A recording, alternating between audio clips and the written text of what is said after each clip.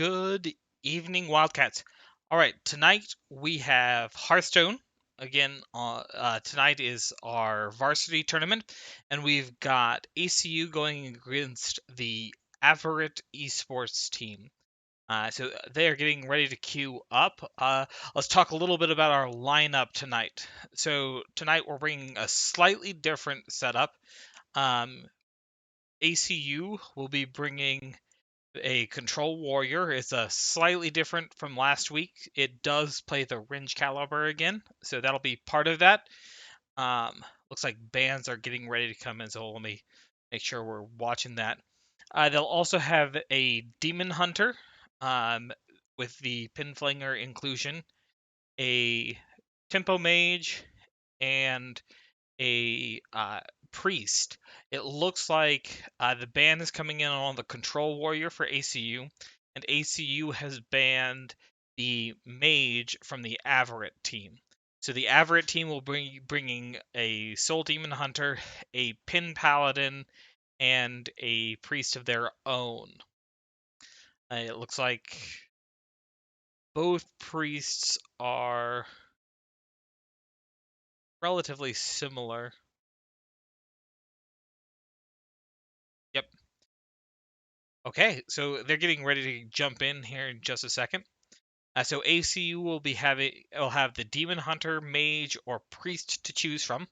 The Demon Hunter is a Soul Demon Hunter. It is able to generate value over time in their hand and then come in with massive swing turns, generating a lot of damage from the hero to face. Pin Flinger is included for a little bit of extra control, which allows them to deal 1 damage, pop the Pin Flinger back to hand, 1 damage, back to hand, and so on and so forth. Mage is a tempo mage. It's all about generating value over time. It's going to generate lots of spells over time through things like Mana Cyclone or Evocation, coupled with other things like the Sorcerer's Apprentice, which will reduce the cost of those cards so they can chain a whole bunch of 1-cost cards for 0 and then generate more cards with the Mana Cyclone. So we'll see that at some point tonight, hopefully. And then we have a priest, which is a little different than what we've seen run before. This isn't a Galakron priest.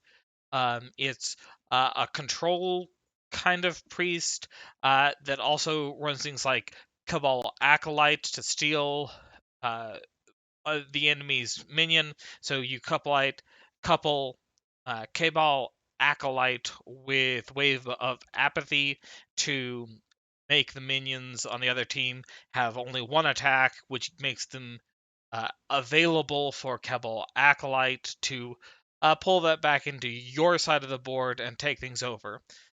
We saw some value on that last week, actually, with ACU playing the Pin Paladin against the opposing team's Priest, which was able to actually take control of minions that had things like Libram of Wisdom on them.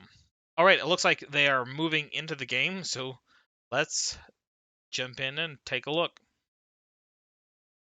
ACU kicking things off on their Tempo Mage. They feel pretty good about this one, I think, and hope that it's a pretty quick, straightforward win.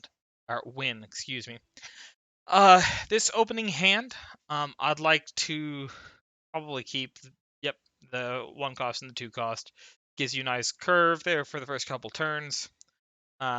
Primordial Studies being able to generate another value that you can add in later.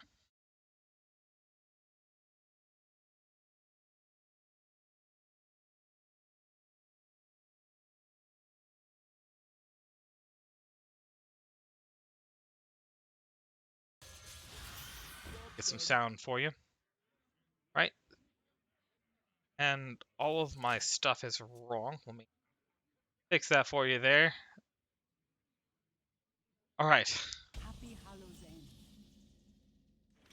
So kicking it off with the Spellwing here, which generates its arcane missiles on death. I'm going to pick up a mirror image from the Wand Maker.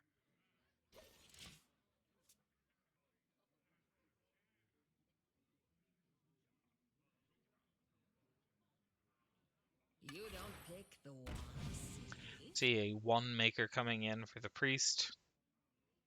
Wand Maker is a popular, high value card. You're able to generate a free 1 cost with a 2/2 for 2.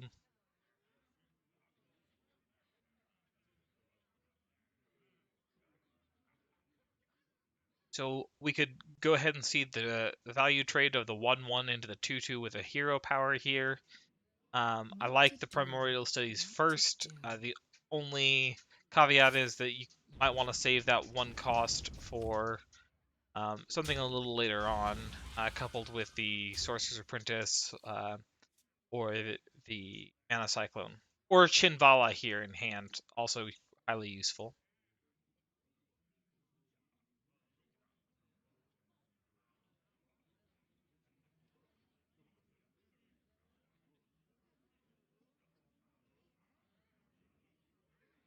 What is a loon's will?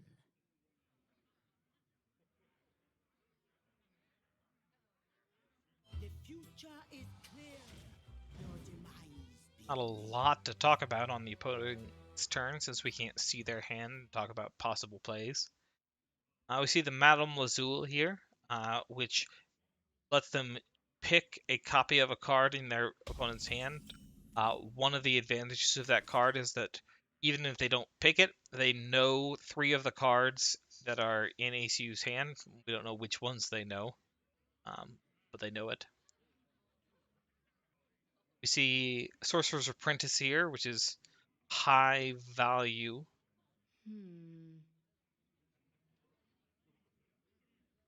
I could see them next turn coupling the Chinvala with the Sorcerer's Apprentice, along with these 3 1 costs in hand for a quick elemental on the board.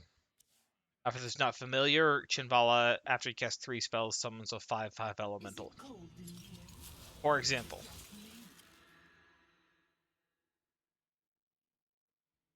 ACU may want to adjust some play to get rid of that Chinvala. Or try to, at least. Priest coming in with several 0 cost cards here to generate their elemental on the side of the board. AC could still generate their own set along with some mirror images in the way, but it doesn't really do anything to get rid of this Chinvala, which is just going to continue to generate 5/5s until they can get rid of it.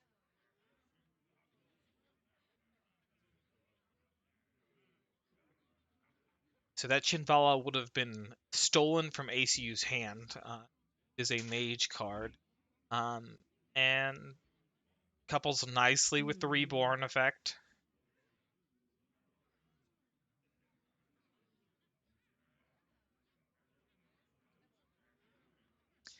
ACU looks like they're gonna go ahead and add a couple more 1 costs that will generate more value with Chinvala. So next turn they would be able to generate 2 5/5s in theory.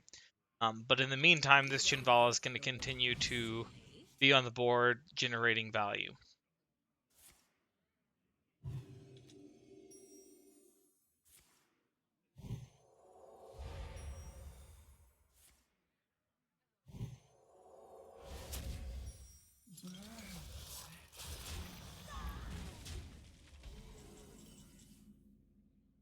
Okay, Chinvala, Sorcerer's Apprentice. This is good ACU kicking things off. It gives them plenty of time to make decisions that they need to along the way. They're going to choose to go ahead with the Mana Reservoir, it looks like here, which does actually have the potential for reducing the number of elementals they'll be able to play.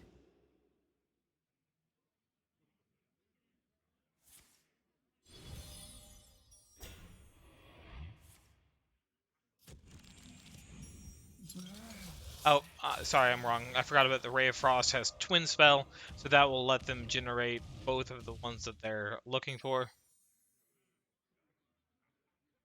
The question is, who do you Ray of Frost? Probably both of those elementals.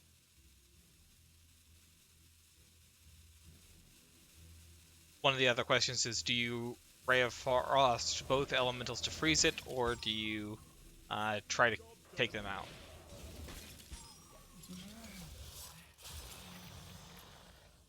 Okay. So ACU generated a large amount of value on their side of the board, while freezing out two of the minions on the Averett team Future is and yet providing two taunts in the way. See a second Lazul come in here. Um,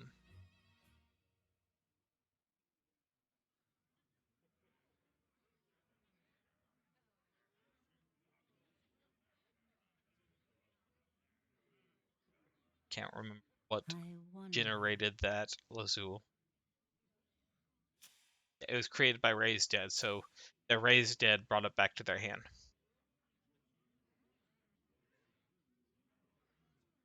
So they now know 3 of the 4 cards that ACU is holding. Can make plans accordingly. So there's a good chance they know about this Mana Giant. They definitely know about the Mana Giant because they played their own.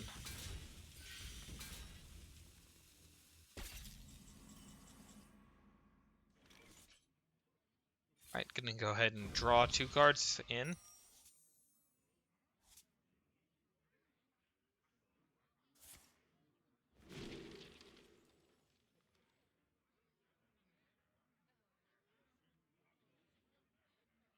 Yeah, I like the Thalnos here.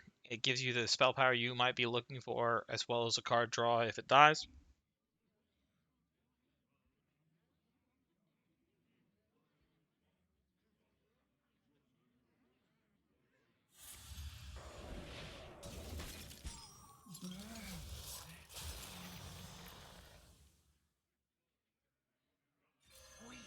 So you're going to put the Lazul into play. Looks like they are looking to actually get rid of this Arcane Giant. Actually, they're going to be able to clear off the... take out the Chinvala first. Ray of Frost will clear off the 5/3.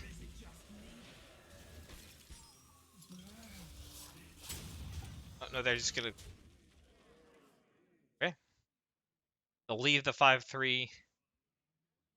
But they've cleared the initial Chinvala and set up a pretty decent sized board of their own.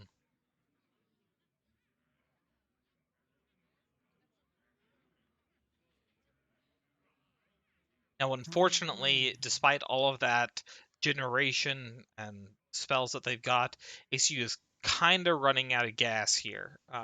They didn't have the Mana Cyclone to play with any of that to generate all of that back into their hand, which not only prevents them from having resources now, but it also prevents future resources because they're never going to have that opportunity with those spells.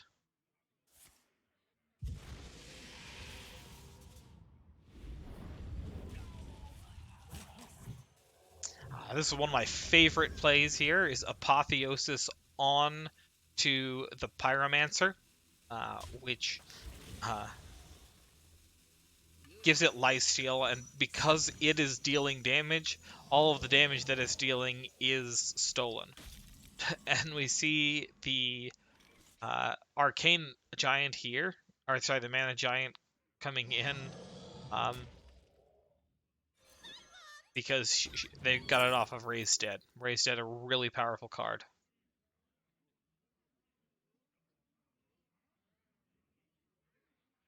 They're going to choose the Blizzard here.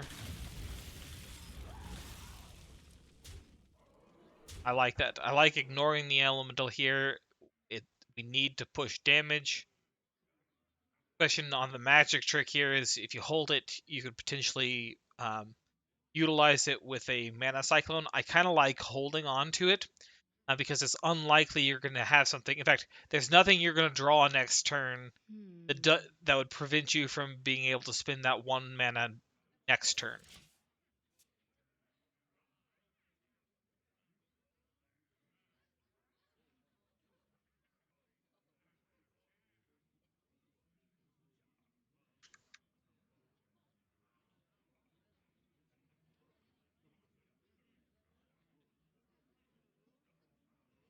What is Elun's will?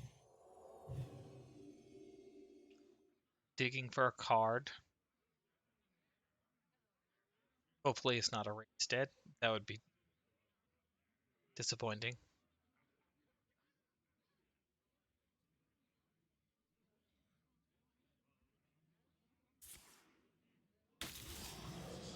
Alright. Using a clever silence here allows them to free up the mana giant and utilize it to clear off the opposing mana giant. Right. Evocation here is nice, but again, you're not going to be able to couple that alongside any of your other things, unless you could pull into a draw. I mean, you might as well evocation.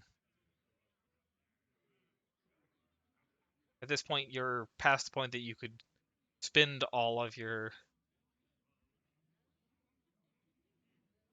I think I evocate first. Evocate first, see what you get, because you can always hold on to the Ray of Frost if you are able to freeze it with something else. Time runs out on me.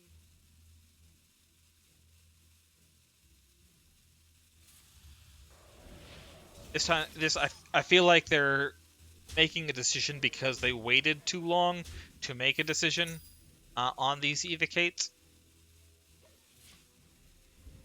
Maybe hoping that they draw into a Sorcerer's Apprentice, which would be really useful in this scenario.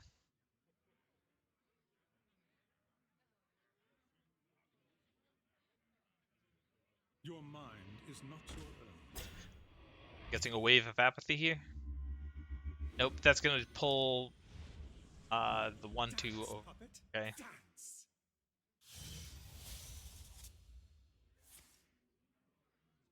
And they had a 2/3 chance to grab an evocation.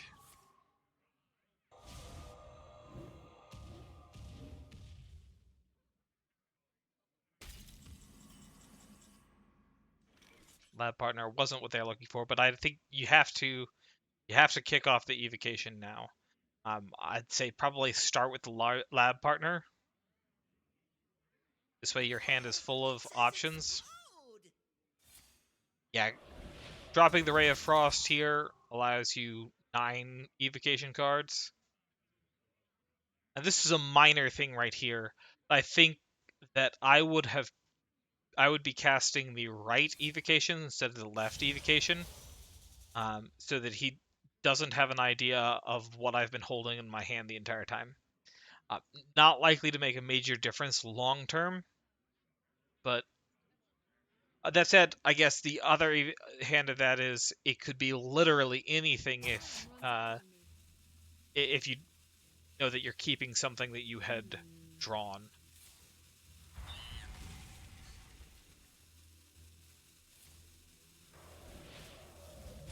Able to get a nice clear here.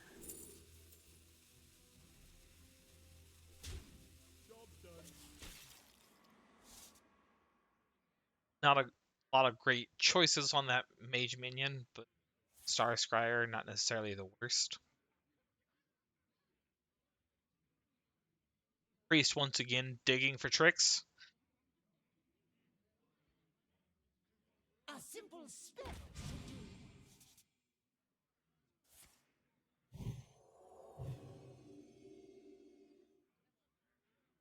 One of the key features of this priest here is its flexibility. All right, now this is nice. I would have liked to see Sorcerer's Apprentice to go with it here, but this evocation will be convenient if he gets a good amount of low-cost cards. Let's see here. I think Arcane Breath goes off.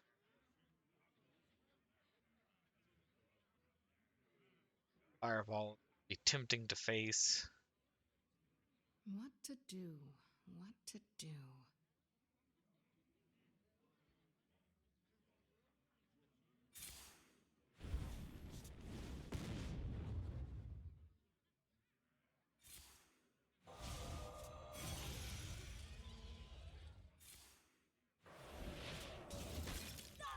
And Mana Cyclone to cycle in a bunch of options of your own.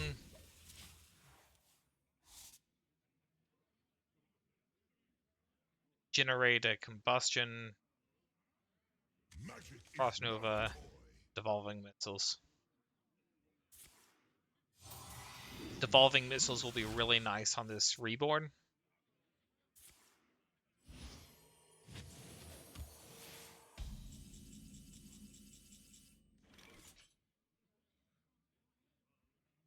I think you start with a Devolving Missile, see what it becomes.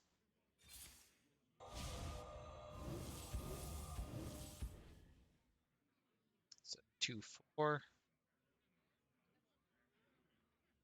Raz is going to be doing 3, so you could Raz and you can't ping it.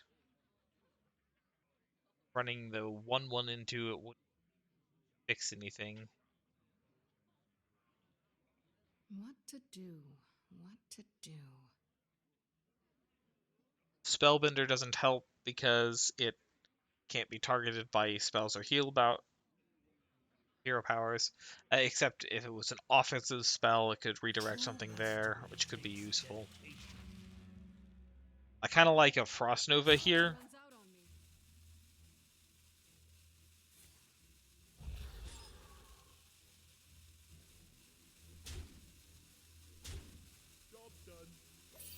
In the event that another minion is played, Combustion can land on it. But that said, if Raz survives,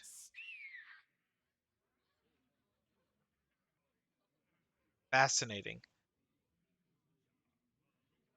Because of the Robes of Protection, he can't cast spells on his own Veil Weaver or any of his minions. So he's limited to casting spells on himself or enemy minions.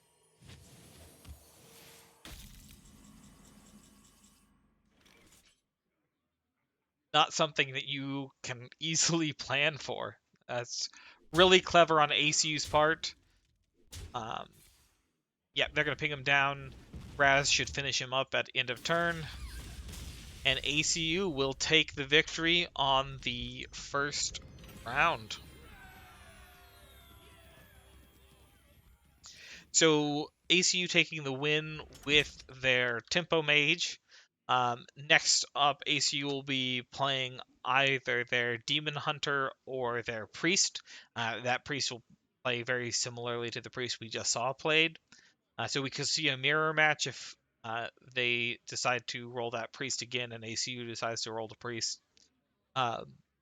With Conquest, as for those of you who may not be as familiar, Conquest is such that both teams bring 4 decks. Each team bans 1 deck, and the team that wins with all 3 decks first is the winner. So ACU up 1 in this series thus far, and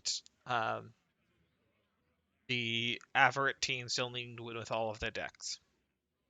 If they are changing, we may, not sure if they have them all in the same person. So one of the things about this tournament is you can play with any of the accounts on your team. So they could be playing with Zayas or with See the Creator or with Smixon's decks.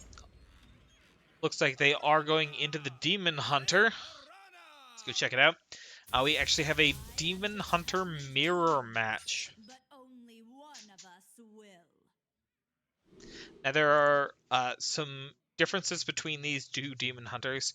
ACU is bringing the pin flinger that you can see there in their hand, which is a notable difference from the more of a standard soul demon hunter, um, but adds some controlling elements. Unfortunately, I don't feel that pin really plays as much value in a mirror match here, and I think ACU agrees with that concept, and so they have decided not These days to keep I those am to pins, be those pin feared. flingers. These days I am to be feared.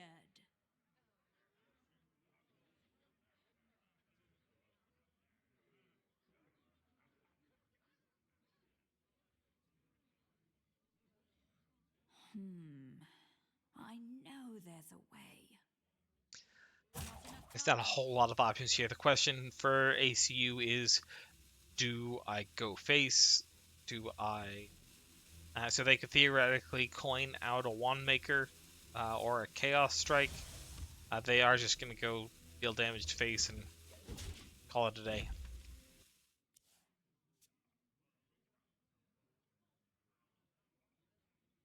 Skull of Gul'dan here in a good position. You really don't ever want to play Skull of Gul'dan without the Outcast, but it's in a good position where by turn 6, this One Maker will have come out. In fact, it's going to come out right now, and it'll be in prime position there on the left hand side to generate the extra bonus. For those unfamiliar, Outcast uh, is an extra thing that a card does if it is the left or rightmost card in your hand. In this case, it's the far left. Therefore, when he draws 3 cards, their cost will be reduced by 3, which allows for pretty big swing turns with 2 and 1 cost spells that now cost 0, and you can generate a lot of value that way.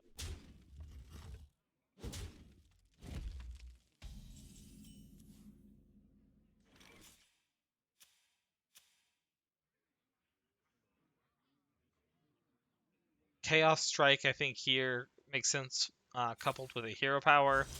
It gets you the draw, um, along with clearing off this 1/3.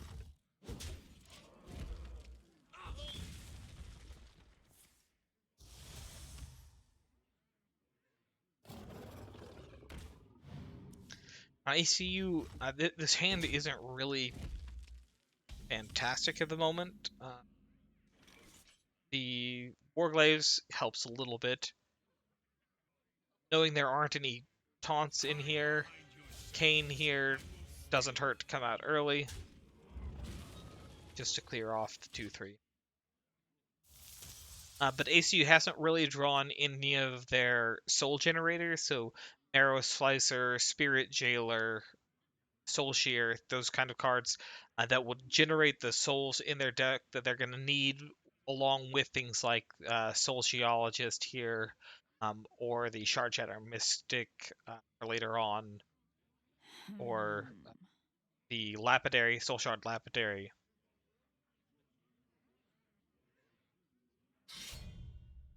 Meanwhile, the Averett team has generated themselves quite a few soul shards that they can start utilizing. And you really don't want to get too low here, where at a certain point you become within lethal range, where even getting down to 15 can be a game-ending thing in this particular scenario when just a handful of cards, the hero could be buffed up pretty ridiculously. I kind of like the Warblades here, maybe even paired with a Twin Slice uh, for extra healing. Twin Slice hero power.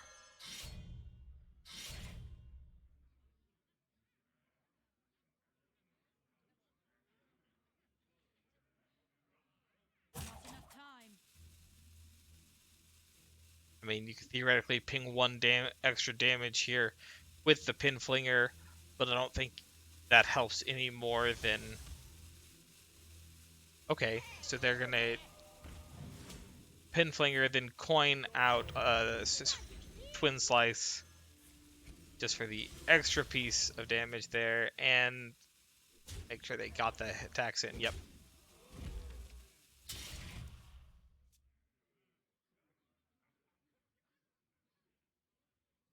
Still no soul generators. I expect to see the Gul'dan come in next turn, trying to find something.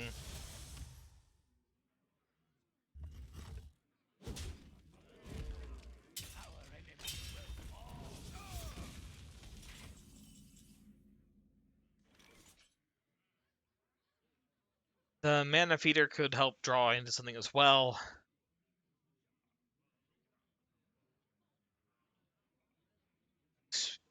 Use the pin flinger along with a twin slice, or well, hero power mana feeder. If you're gonna use the mana feeder, you hero power mana feeder first because you always draw first.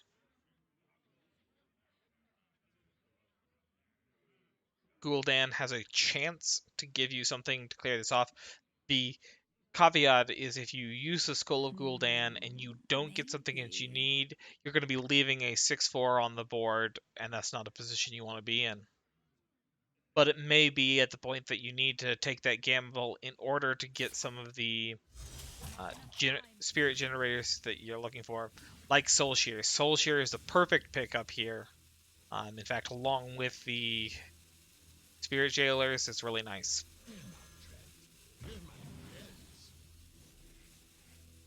I expect we'll see both of those. Soul Shear here, and then it attack in to clear off the 6/4. Nope. We're just going to leave the 6/4 on board. Okay?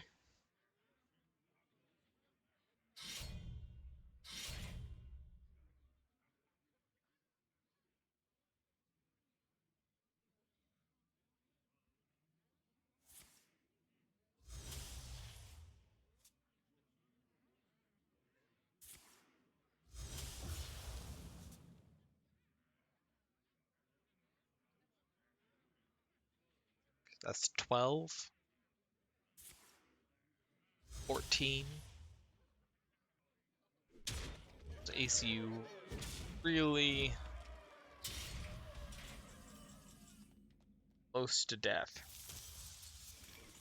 Now, the Lapidary is online at this point, so ACU could utilize that Lapidary along with the Pin Flinger here. Soul Shear will kill off the 6/4. Then a Lapidary and second slice here for an additional 7 to attack. Pushes ACU a little farther outside the range.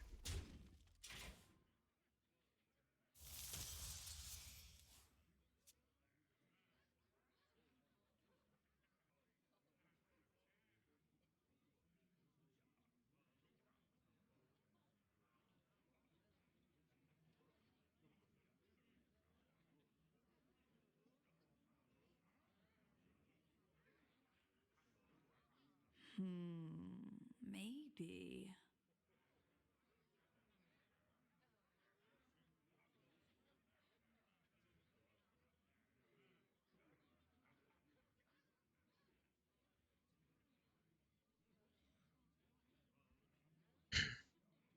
Looks like ACU might be setting up for a How well Sociologist there's next a turn, way.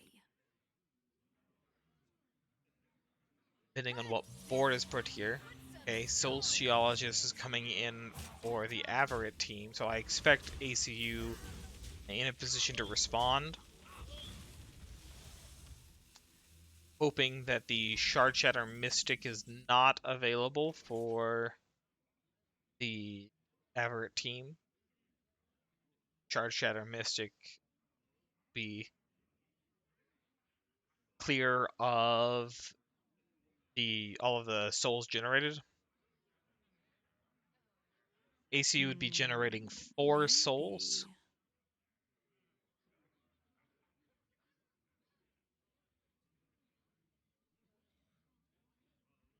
Maybe.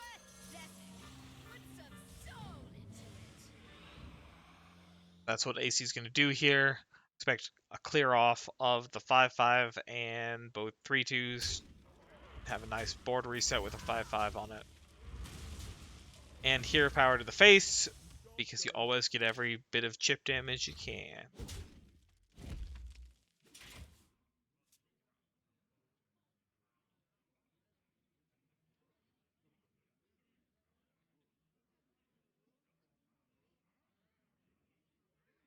You don't pick the one, silly.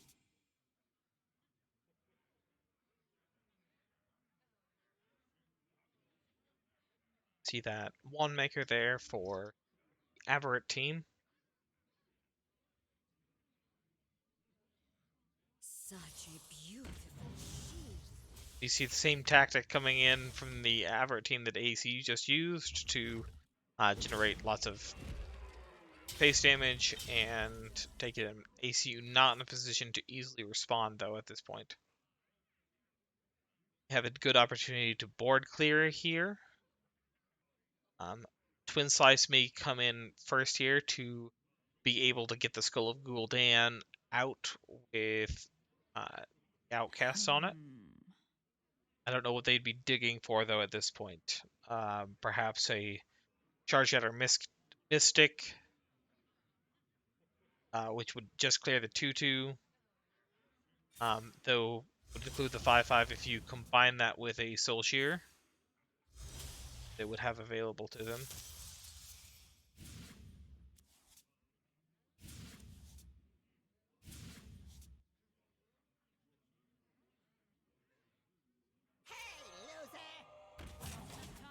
They're gonna Pinfling both. Chaos Strike for a card draw, then Shard Shatter Mystic to clear the board.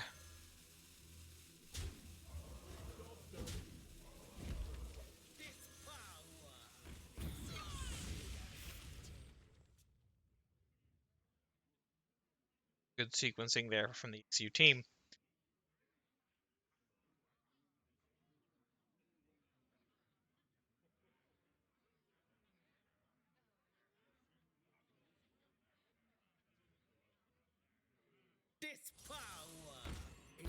So we see the countered Shard Shatter Mystic there. Extra 5 or 6 damage coming into face, putting ACU at a frightening location. A single Marrow Slicer finishes this match in a less than ideal way. I think you start with a hero power into a Mana Feeder.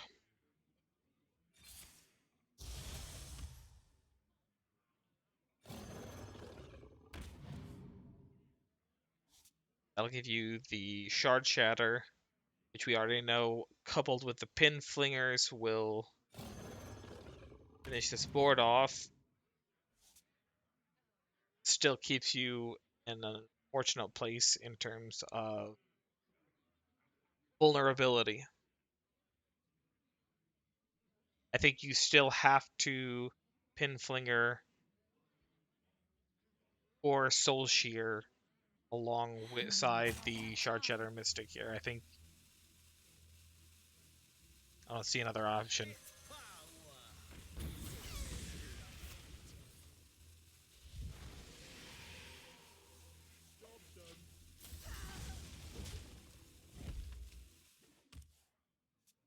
Hoping we don't see a Marrow Slicer here. Treasure? Loot? Oh, nope, it's the 2/2. Not quite. But there's the finishing blow. Taking it 1-1 Averett against the ACU team here.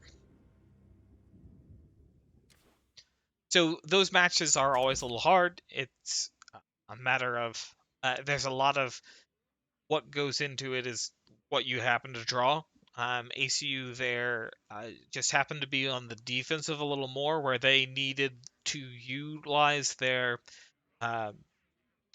Warblades sooner in order to get that healing back up, which meant the damage they dealt didn't stick because the Averett team was able to follow up with their own Warblade and heal back up. So that leaves the Averett team with their Paladin or their Priest. I think a Demon Hunter feels pretty good against both, especially probably that Paladin.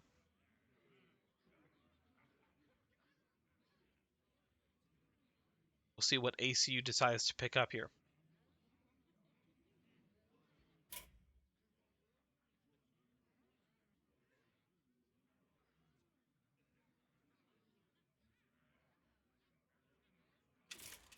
All right, looks like they are loading into the game.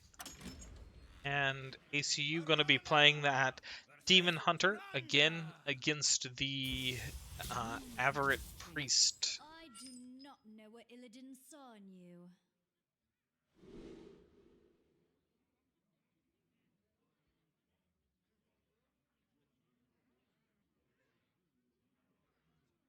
Um, probably, I don't like this hand at all. The Lapidary is a little later than you really want. You don't have the generation. Gul'dan on the far right isn't necessarily something you want to keep. You might drop the Lapidary and keep the Gul'dan, hoping that you can clear into it. Yep. That gives you the opportunity to clear those cards out so you can take advantage of the Skull of Gul'dan later. Job's done.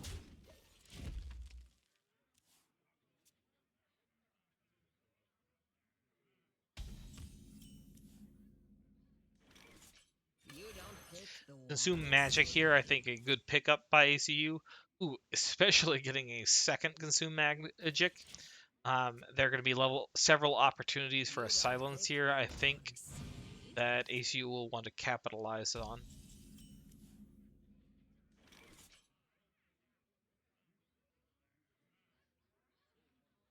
Not a great hand here.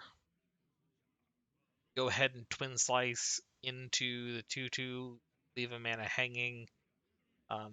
Clear off the 2/2, send I know up to there's a 3 way. damage to face.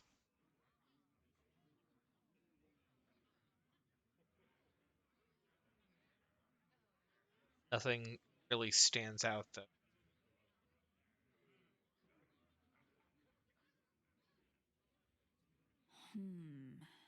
I know there's a way.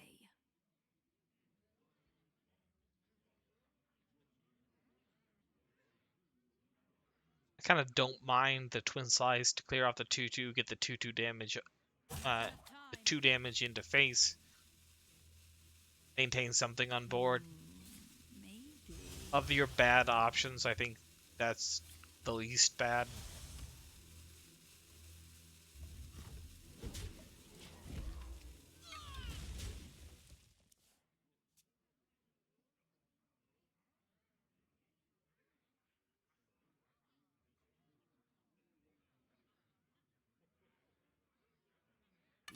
Now, I will note, I think it's important to note, in fact, that the Averett Priest is actually running an Acidic Swamp Ooze. The Acidic Swamp Ooze destroys weapons, so the Warblades here or the Arrow Slicer later is likely, at some point, some weapon is likely to be destroyed by a Swamp Ooze and only get one chance to attack as opposed to both. Maybe. I think it's also important to note ACU is not actually running a Horde Pillager, which is a common tech card in the Demon Hunter that helps you get a expended weapon back.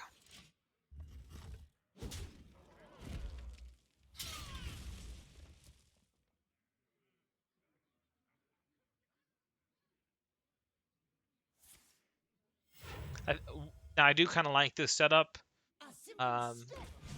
The Twin Strike here, Twin Slice here, sets them up for Skull of Gul'dan on turn 6, and puts them in a position where that's a viable option. They can Twin Slice, Hero Power, or Spirit Jailer.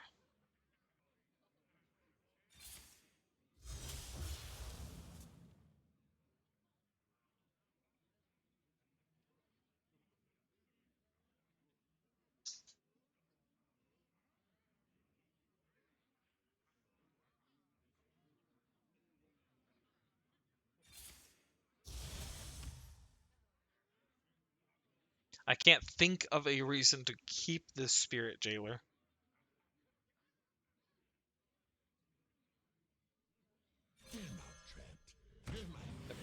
There, pull out the Spirit Jailer, swing in. You're still floating 2 mana, which really kind of advertises how bad your hand is. But it is what it is. Your mind is not your own. Cabal Acolyte here coming in to steal this 1/3. Certainly not the end of the world.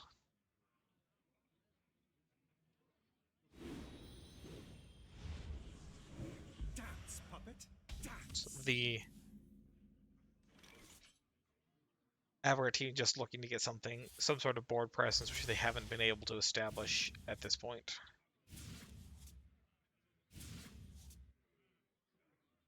Okay, so not super fantastic, but not terrible draws here. And a Fetal will give them a nice card draw. A 2-cost Lapidary is really convenient.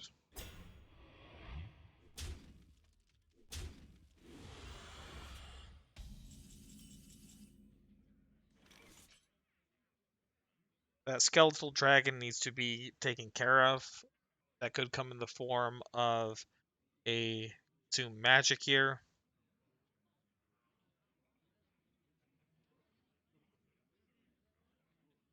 I think you start with a Hero Power into the Mana Feeder for draw.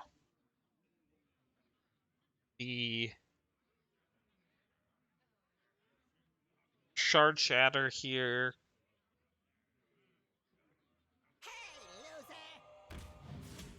Okay, so they're going to go ahead and Pin Fling first. Consume Magic, which will draw in. Shard Shatter will clear off the 2/3 and the 1/3.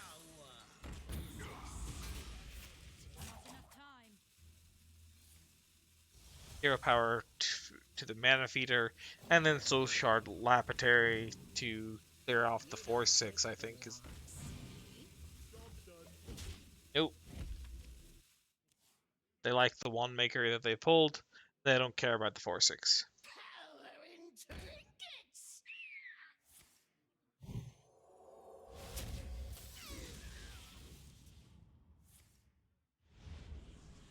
Sethic Veil Weaver here gets a turn to go crazy.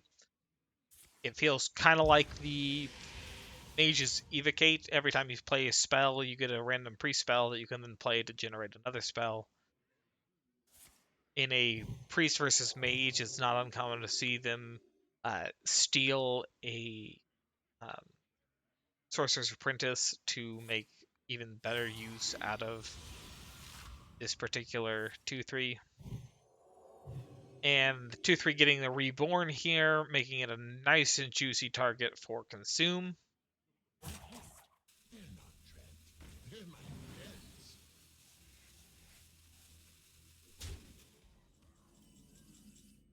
They got a Spirit Jailer out of he's dead.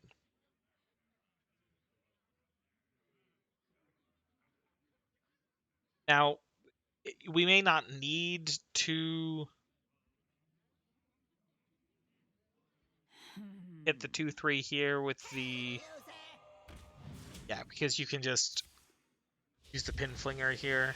Hold on to your Consume Magic for something that's a little more juicy.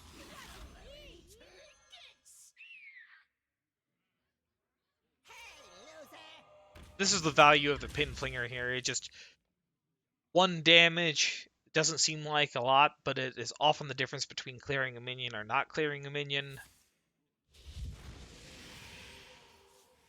And when you can do it several times in a turn. Not enough time.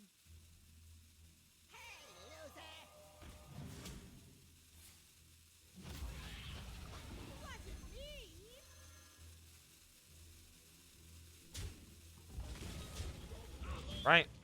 ACU passing it over with a 3-1 and a 1-2 on board.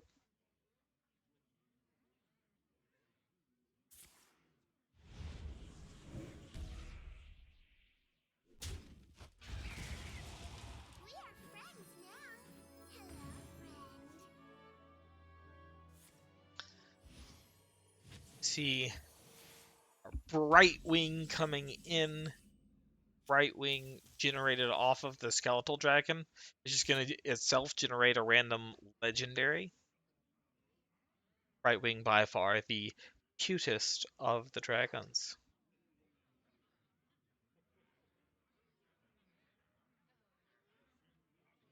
So we've got 3 soul fragments here that would generate I know there's a way. souls from Sociologist. I don't think we need that at this point.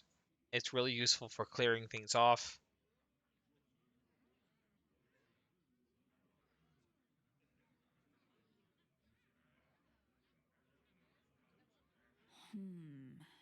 I know there's a way. I think we can maybe pin fling twice along with his marrow slicer. Not enough time.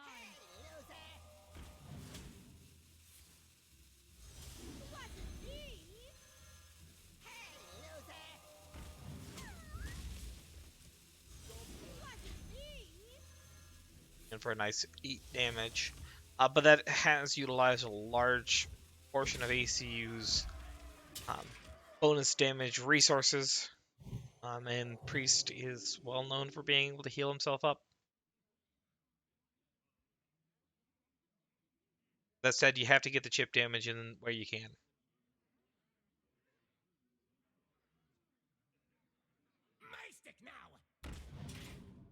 Alright, Cobalt Sticky Finger. Another tech card there, specifically anti-weapon. Wings of destruction Takes they control of your opponent's weapon. Explicitly good for countering the Horde Pillager. ACU is not running, but is common in this kind of deck.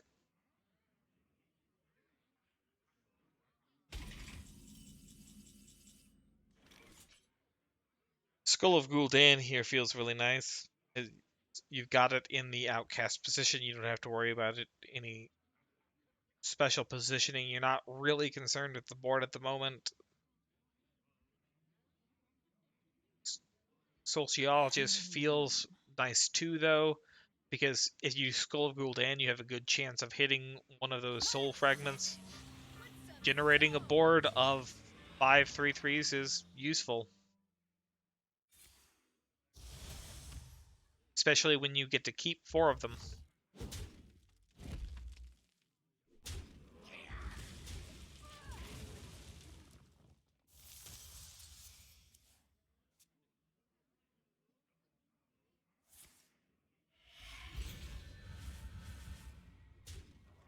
Right. It also pulls out the Soul Mirror, which is nice to get that out of the way.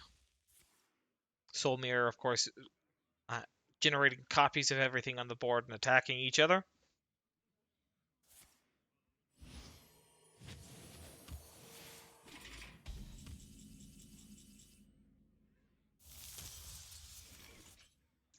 So, feeling good about their choice not to Skull of Gul'dan there.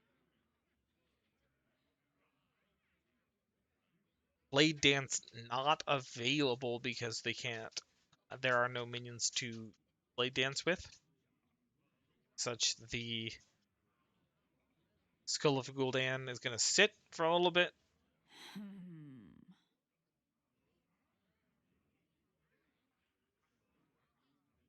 Now, I don't mind necessarily seeing a Kane coming out at some point here.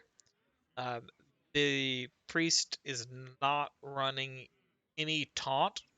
So, with the exception of something that maybe that they generated off of their Draconic Studies, we're not going to have to get around a big minion. Is you thinking of using Skull of Gul'dan without the Outcast just to get their hand back up?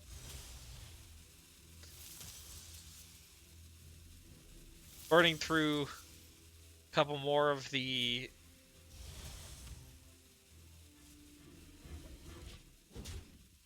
Did we get the Mana Feeder out? We did for the extra card draw.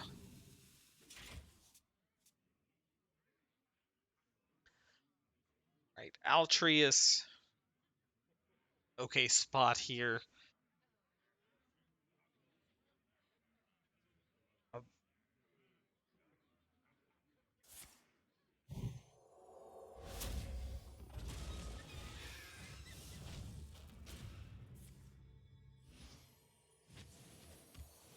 Lar coming out here. Now, Lar is pretty special. He hatches each turn unless you clear off the ashes after killing him. Altreus here I think feels good. You can Fin Fling.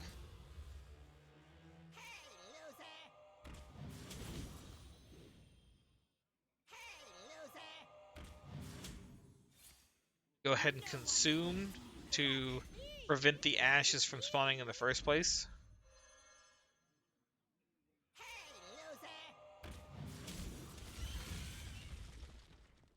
One of the nice things about the Pinflingers here is they will always come back in a position to be able to trigger the Altreus here. Unfortunately, the Chaos Strike is necessary here in order to pull them back to their hand. Otherwise, they're just sacrificing these Pinflingers, which I'm not sure they want to do. Apparently, I'm wrong, and they do want to do that.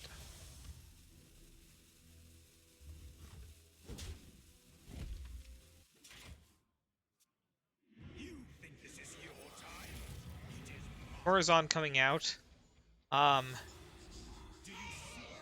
play a whole bunch of Pinflingers, which is interesting. On wings of If not, destruction they come.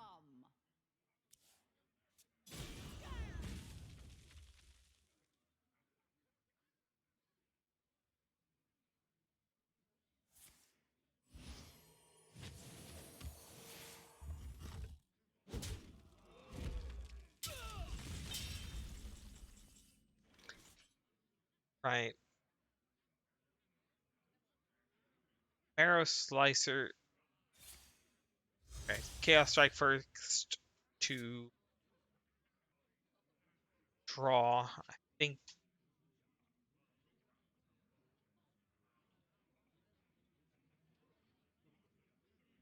Lapidary here gives you 7 into Blade Dancer 2. I know there's a way.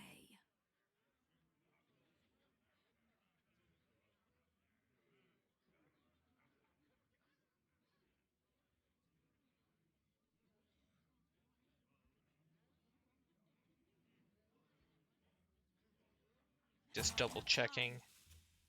That Murazond is not natural, so there is another Murazond in this deck.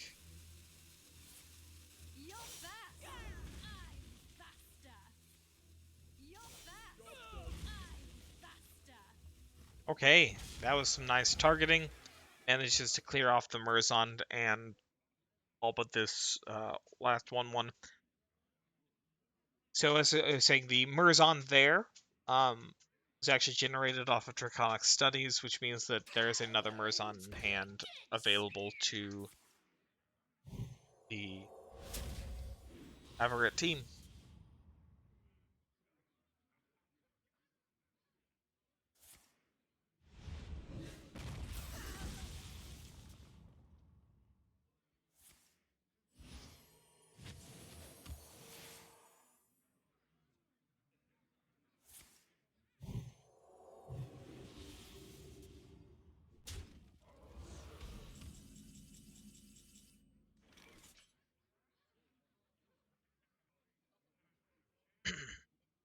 So unfortunately, there aren't any.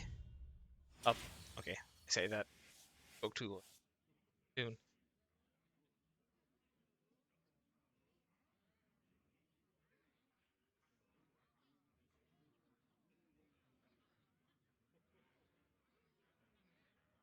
Shard Shatter here would not clear the 3/4 lifesteal, which is what you really want to do, especially without hitting it. I know there's a way.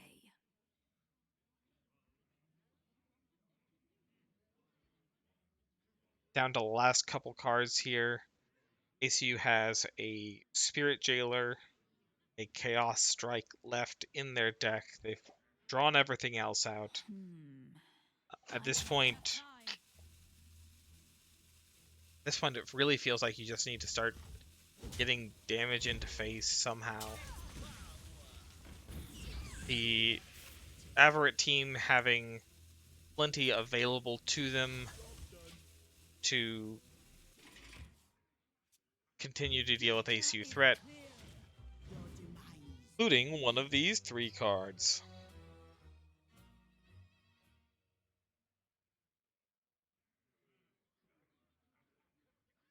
They know exactly what ACU's holding, and if they've been paying attention, exactly what remains in ACU's deck. I wonder. So they know at this point all they really need to do is heal themselves up and stay alive for a little while. So I really like the Warblades here. It makes sense. Give yourself some lifesteal.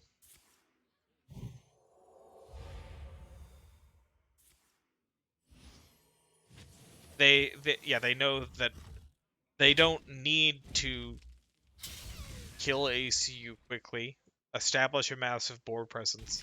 All they need to do is stay alive. Such a beautiful. I'm low on cards.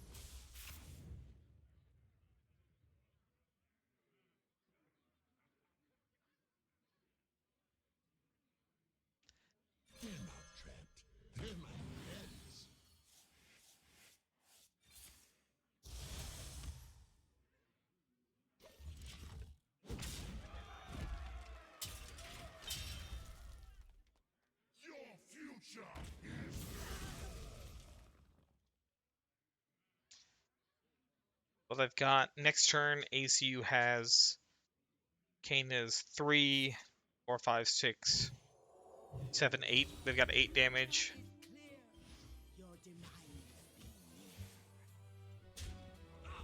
I think ACU is out of options.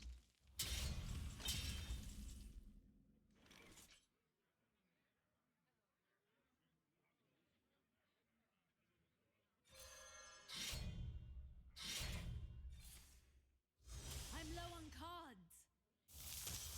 I've exhausted my deck.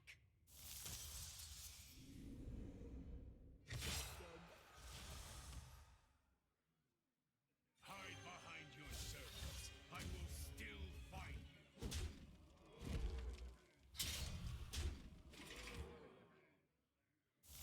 Pushing them down, but at this point, ACU cannot do more damage than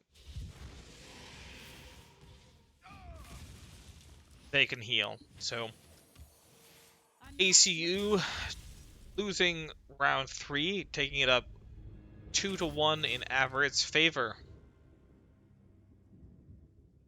And we're going to go for a quick break, and we'll be back probably midway through the next match. Be right back, stick around.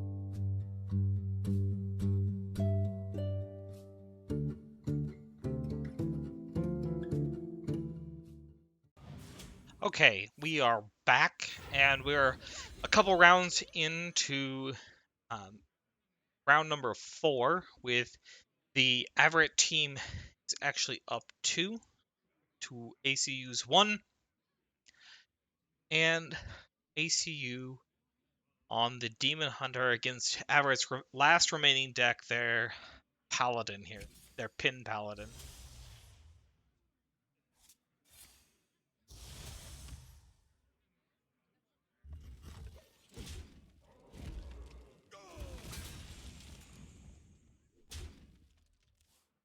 I'm going to throw the book at you.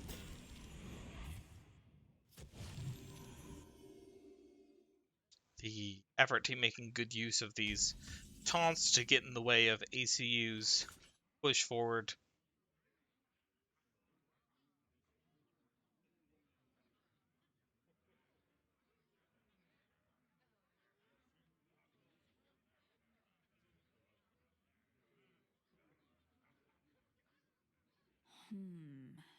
I know. Soul Shard there's a Lapidary here, along with the Hero Power, or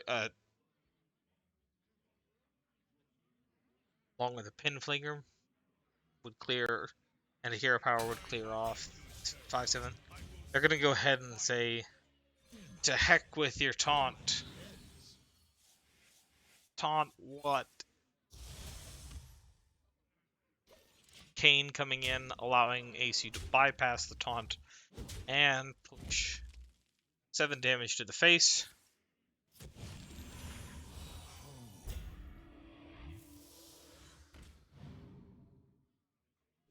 Averett with a response here, easily clearing off that Kane and generating an 8/8 with taunt. Lapidary here plus Blade Dance does 5 to the 5/7 and 8/8. There are 4 souls that would allow Maybe. ACU to do 6 to the 5/7 and the 8/8, plus the 2 and the 1 that they need to clear off both of these minions. Unfortunately, not really developing anything.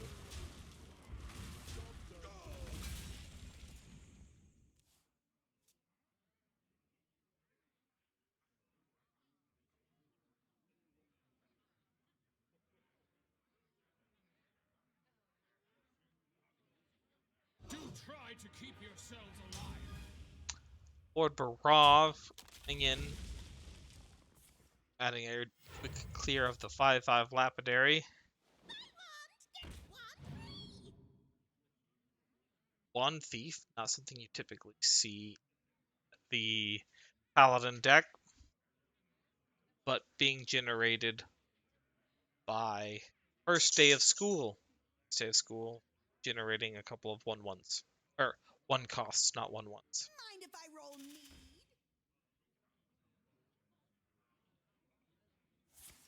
Reporting for duty. Averett establishing a decent board presence here, but a board presence that is easily countered by a Shard Shatter Mystic.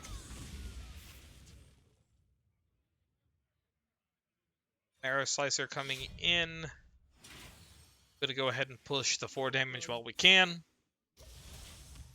Excuse me, 5. I cannot wait to read these. Now, at this point, we've seen 2 Aldor Truth Seekers and both Librams of Hope, which, if I am not incorrect, are the only taunts available in this game.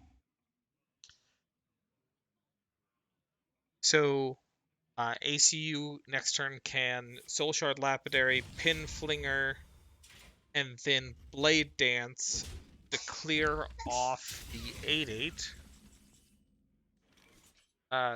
Excuse me. Yes. Because that'll 9 deal 9 damage to each of these minions for pushing in. You're fast.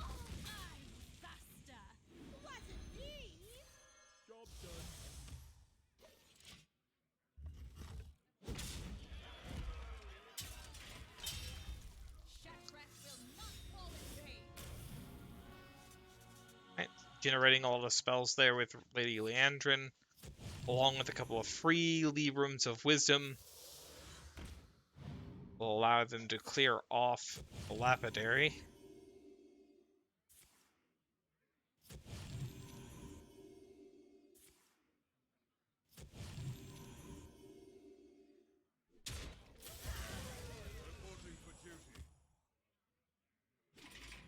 Now this Blade Dance, if they can Hero Power, Twin Strike, Blade Dance to clear this board again. Maybe Hero Power into the Mana Feeder first.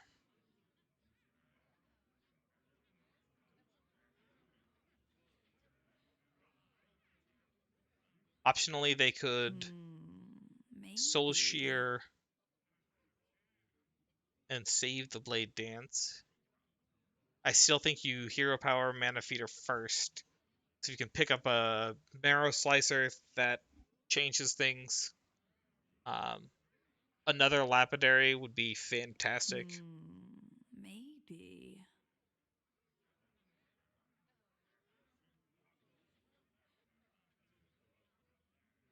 They can't take too long, otherwise they're not going to have a chance to play with whatever they get. Alright, so they're going to go ahead and Soul Shear.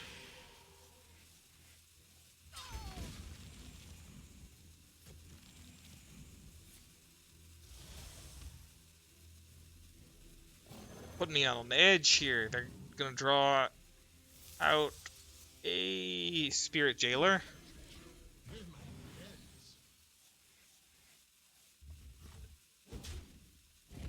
Okay. Become the hero this world needs. Okay.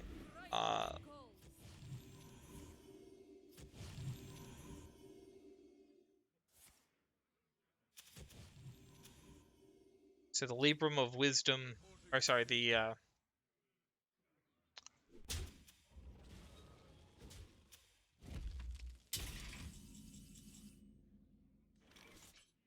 okay, Pinflinger. I think they need to use both Pinflingers to clear off the other 1/1.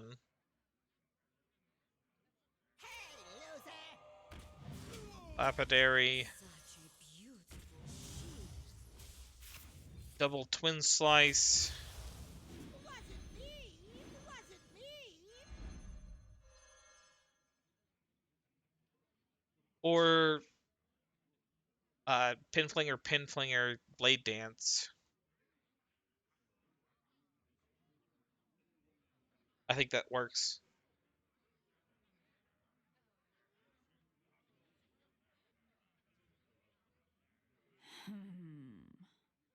I think that's the better play. Double Pinflinger, Blade Dance. Not enough time. You're fast. I'm faster.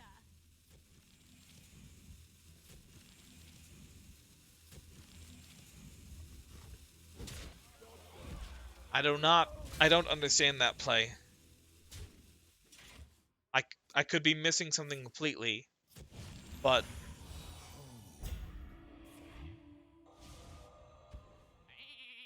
had they used the double Pinflinger, they would have saved damage to face, been able to deal damage to face, and ended up in the exact same position they're in. Maybe they were out of mana. Maybe I wasn't counting mana properly. That's entirely possible.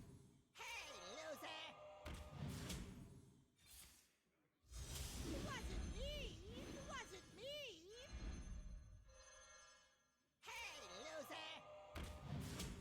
But all of this is irrelevant because ACU is about to kill themselves by running into this 10-7, and ACU is going to lose this match, Maneuvering.